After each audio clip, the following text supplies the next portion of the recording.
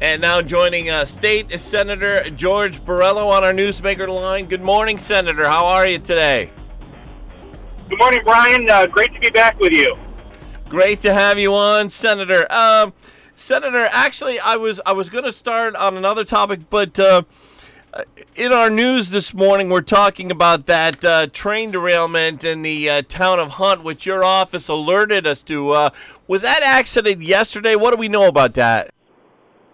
Yes, that was yesterday. My understanding is that it was a derailment of a few cars. There were no injuries.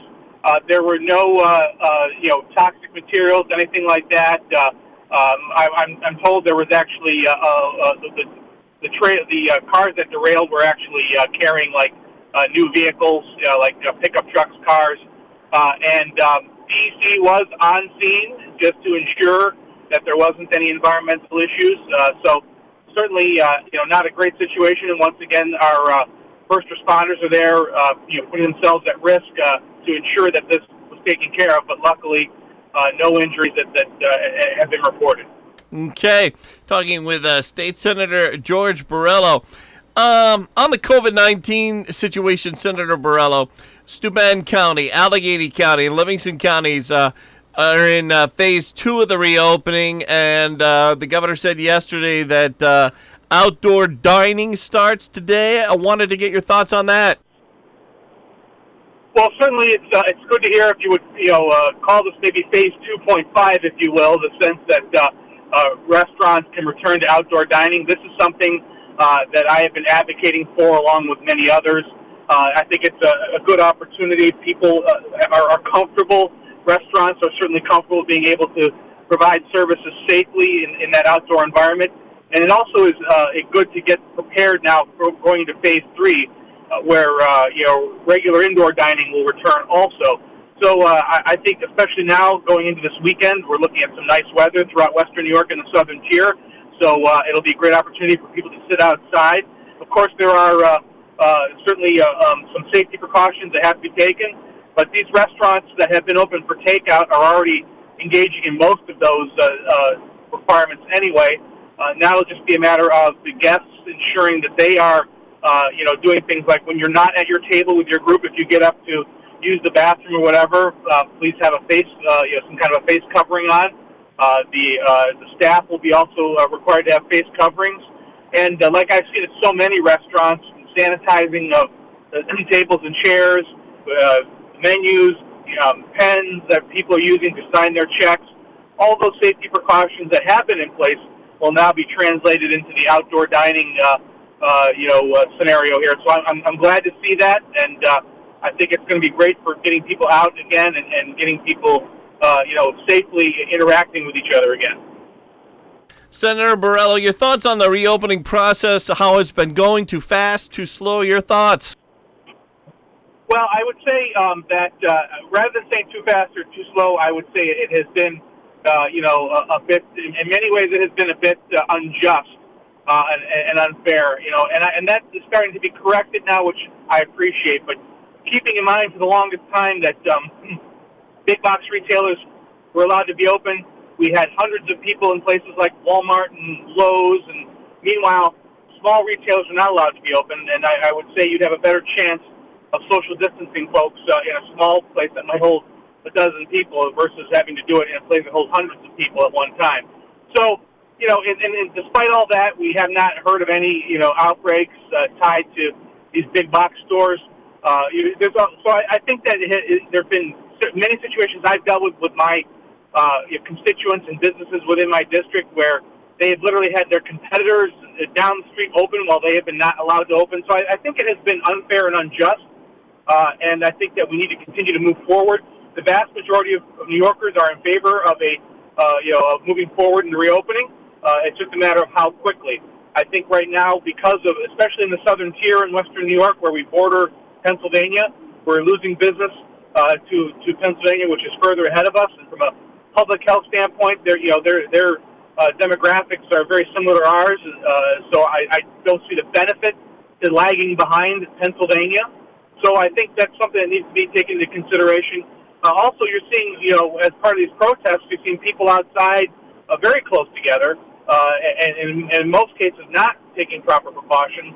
So, and yet that has not been, from a public health standpoint, and so far we haven't seen that create an issue. So there's a lot of evidence to suggest that, while we need to be cautious, there's also plenty of evidence that we should be reopening safely, but in a much faster manner. Talking with State Senator George Borrello live on our Newsmaker line this morning. Congressman Tom Reed was on this show yesterday morning, and we asked the congressman how are the complaint calls about the unemployment claims not being taken care of quickly enough. Congressman Reed said that's pretty much under control as far as his office is able to tell, because he's getting a lot less complaints about that. What about your state Senate office there, Senator Borrello? Well, first and foremost, Congressman Reed has been a close partner with me. We have office space in the same building in Jamestown, and his staff has been great as far as relaying those concerns on unemployment. And our staff is still working diligently. While I would say that there are less issues, there are still many issues out there to be dealt with, particularly people that have still not seen unemployment that have been trying since early March. And I will say that it has gotten better, and we have been able to help people. My offices, both in Olean and Jamestown, deal with this daily, and the calls have been slightly less, but the situations are still there, and we're still helping lots of people every day at those offices. Another COVID-19 issue has been the troubles that small businesses have seen, and you're working on some. Are you working on some? I believe some Senate legislative packages and relief for small businesses, Senator Borrello.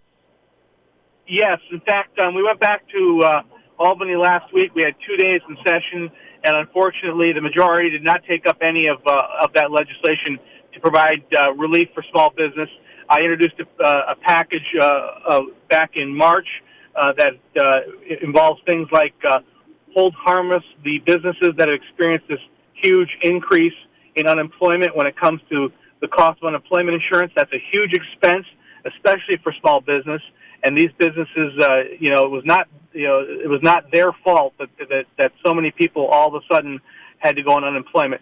So it's only fair and right that those businesses be held harmless when it comes to unemployment insurance. There is another piece of legislation that focuses on that exclusively that I also sponsored. There are a lot of other issues out there. There's opportunities for us to provide small business loans. And the governor has stepped up partially with that, but there is more opportunity to do that at the state level. And ultimately, it's about ensuring that these businesses do not, after being closed for at least 2 months and in some cases longer, that they are able to survive and thrive again here in New York State. The vast majority of our businesses in New York State are small business. They employ more than half the people in New York State, and so far, little to nothing has been done at the state level to support small business. We're continuing to push forward with that, and we will continue to be that voice for small business. And we expect to get at least some feedback and from the federal government that has been helpful, but the state is still yet to step up. The budget, the 2021 budget, the new budget, Senator Borrello. Most people, from what I can tell, are not terribly familiar with what was in it because of the whole COVID-19, I don't want to say distraction, but the COVID-19 distracted us from the usual reporting, and the politicians were more focused on the COVID-19 and helping the constituents out with that than they were the budget. Can you tell us what's in the new budget?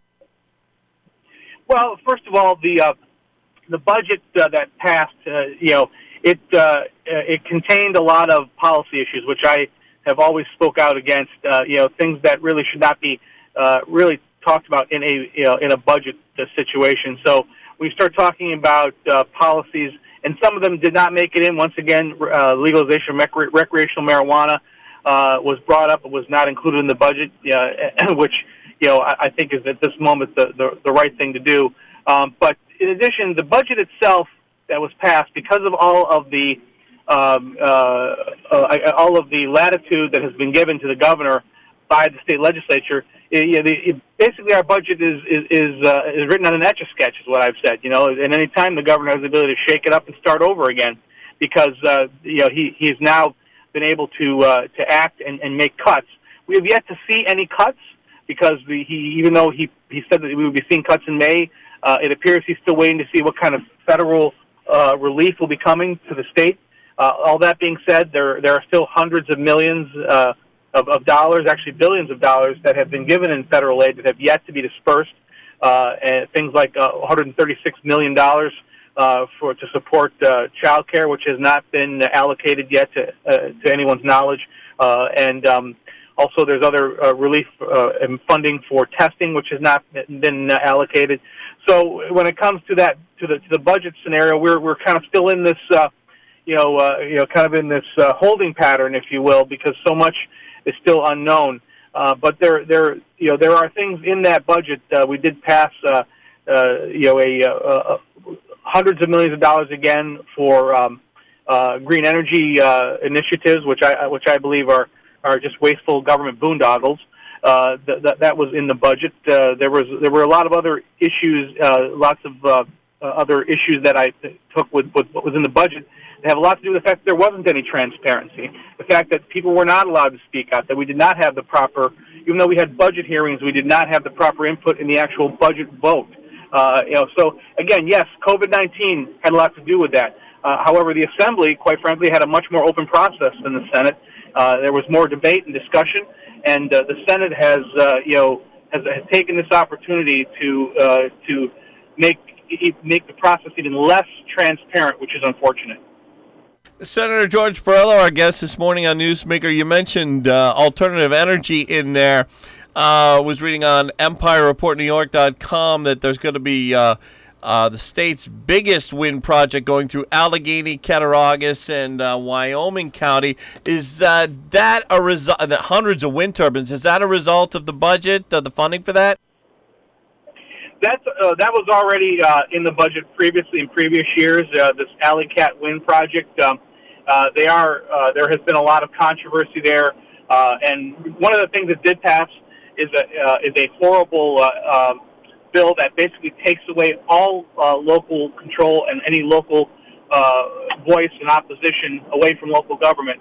That was Article 23, which was which was dressed up as a way to fast track green energy projects. But what it did was it took away all siting from local government, and in fact, it basically will squelch any opposition, any voice of opposition. It is tearing through the environmental regulations. It's going to create a tremendous amount of environmental damage, and it's also going to embolden these companies to further take advantage of local government and local property owners, because they have now been empowered by the state government. It is a bad bill. It passed as part of this budget, and it essentially is going to further exacerbate the damage that's being done by these so-called green energy projects in our rural areas in western New York and the southern tier and throughout upstate New York. We're talking with State Senator George Borrello. When we come back, we'll talk about the George Floyd protests and the back and forth between Governor Cuomo, New York City Mayor Bill de Blasio, and other issues. Stay with us. Back in just a moment. Mullen Factory Direct Flooring in Almond is open, and they want you to know that they're following health and safety guidelines in order to keep everyone safe during this crisis. Mullins also understands that you may have a flooring project with a deadline that can't wait, like apartment renovations, new construction, an unexpected catastrophe. Whether you need it installed or you do it yourself, they'll do their best to make sure they take care of you with safety in mind and get that project done on time. They have over 500,000 square feet of in-stock flooring, and they offer special financing to qualified buyers. Mullen Factory Direct Flooring in Almond.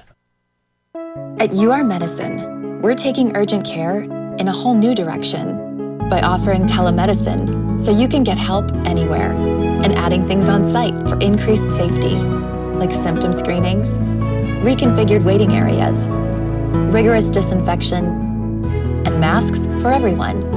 We know illness and injuries won't stop. Neither will we. Urgent Care redesigned. Go to urgentcare.urmc.edu. Back live with State Senator George Borrello on the Newsmaker Show. I'm Brian O'Neill. Senator Borrello, on the topic of the George Floyd protests, they've had these protests locally in Alfred, Wellsville, and Cuba. By all accounts, they were quiet, peaceful protests. What about Cattaraugus County, which is also in your Senate district, and Chautauqua County, which is in your district, is where you're from? Any protests in those areas? Yes, there have been some protests. For the most part, everything has been peaceful. There were a couple minor scuffles in Olean and as part of the protests. However, you had hundreds of people over the course of a few days that did show up to peacefully protest. So I'm certainly glad to see that. I would say overall, in the areas of Western New York and the Southern Tier, with the exception of the city of Buffalo, of course, you've seen largely peaceful protests. But you also have seen agitators coming from out of town. There has been social media posts trying to instigate trouble, and you've seen, I think, a concerted effort by people that are trying to make some kind of political statement through chaos and violence, and that cannot be tolerated.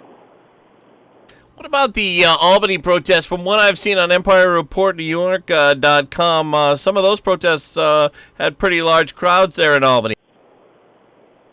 Yes, and there were some protests. We were in Albany last week. There were some protests unrelated to George Floyd, but so protests are kind of common in Albany. From what I've seen and heard so far, what did happen there, for the most part, peaceful. But again, you have had situations, hopefully isolated, I would say, situations where there have been damage done, and that just, again, should not be tolerated. We have a right to peacefully assemble. We have a right to peacefully protest. We do not have a right to incite violence and chaos. That is not a constitutional right, and it's certainly not what we should be standing for as Americans. We'll get back to the protest topic in just a moment, but somewhat tied to that, the upcoming legislative session. Are there any issues related to law enforcement coming up in the Albany State Capitol Assembly State Senate legislative agenda? Yes, this upcoming week there will be some, and we haven't seen a final agenda, of course, but there are issues that are going to be brought up. I think, once again, I think the majority is looking to take advantage of this current situation with the protests and politicize some of it, in my opinion. One of the things that's going to be brought forth is taking away the protections that have been afforded law enforcement when it comes to their personal information, and that should not be done. I think it's a dangerous precedent to set. Our law enforcement officials are on the front lines, and this would include law enforcement and first responders of all kinds.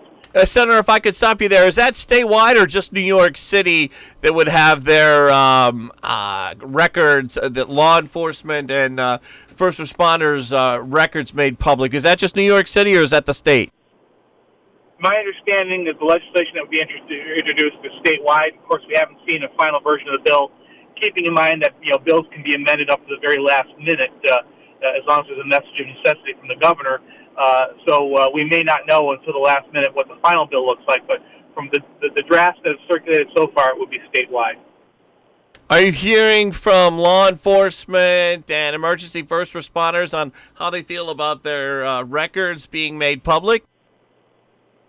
Yes, and we've heard about this in the past from them because this is not the first time this has come up. This was part of the bail reform agenda, the radical agenda that has made New York State far less safe.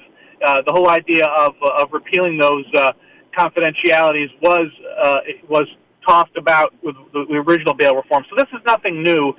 Like I said, the majority, the New York City-based radical liberals, are once again looking at taking advantage of a crisis to try and push this agenda forward. So this is nothing new for them. This is just another opportunity for them to try and force this through, with the, what we've seen so far and the unrest that we're seeing in New York State and throughout the nation. Any more gun control legislation in the works? And I have not seen anything specific, but I would not be surprised to see that as we go into the session next week. Senator Borrello, your thoughts on the back and forth between Governor Andrew Cuomo and New York City Mayor Bill de Blasio on the handling of the protests in New York City? Well, and it's interesting to watch the dynamic between the two of them because, it really kind of makes the point that this is not about Republican or Democrat or even liberal versus conservative. Here are two, extremely progressive politicians that also both have, pretty big egos, and those egos clash. And I see that. You see that every day. So that's the issue. I think when you start talking about the lockdown initially, while the governor was pushing forward, the mayor of New York, as much as he likes to criticize others, the reality is that early on in this crisis, when it was fairly clear that this was going to be a public health issue, you had the mayor of New York doing politically correct things like saying, if you don't go to the Lunar New Year festival in Chinatown, you're a racist. Things like that. In fact, the day that the governor shut down gyms and other facilities like that, I'm told that Mayor DeBlasio was literally at a gym when the announcement was made. So the clash between the two of them is about two agenda-driven politicians that have big egos, and it's the detriment of the people of New York City and a detriment to the people of New York State that they act the way that they do. Down to the last 60 seconds or so with Senator Borrello. Any final thoughts, Senator? Well, I would say this, that we have seen so much happen in the last 3 months. These are unprecedented times, yet we have seen the resiliency and the resolve of the people, the folks that are out there every day working, our frontline workers, our first responders, everyone else that has kept our economy, propped up as best as possible during this crisis. Now we're moving away from what is essential to moving on to what can be done safely, and we need to continue to move forward. We cannot afford to lose that momentum.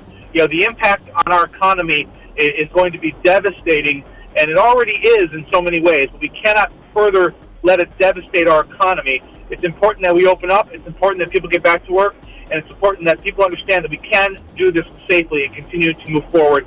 And that's something that I have been talking about for a long time, as well as many other common sense elected officials. And we're going to continue to push forward safely and responsibly and get people back to work and get our economy up and running again. State Senator George Borrello, he represents Allegheny County, parts of Livingston County, Cattaraugus, and Chautauqua counties. Thank you so much for coming on today. Thanks, Brian. Appreciate it. That was State Senator George Borrello. We've got Senator Tom O'Mara coming up. Stay with us. Cornell Partners for Growth would like everyone to know that we are thinking of you and hope everyone stays safe and healthy. We are working with our district businesses to get all necessary information